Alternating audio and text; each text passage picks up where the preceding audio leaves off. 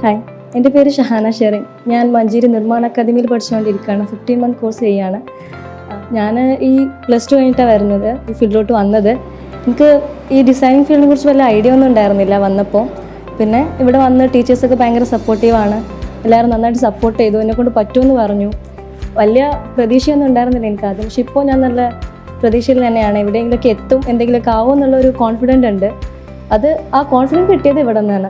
ടീച്ചേഴ്സൊക്കെ അത്രയ്ക്ക് സപ്പോർട്ടീവാണ്. എല്ലാ കാര്യത്തിനും നമുക്ക് ഭയങ്കര സപ്പോർട്ടീവായിട്ട് എല്ലാത്തിനും കൂടെ നിൽക്കും.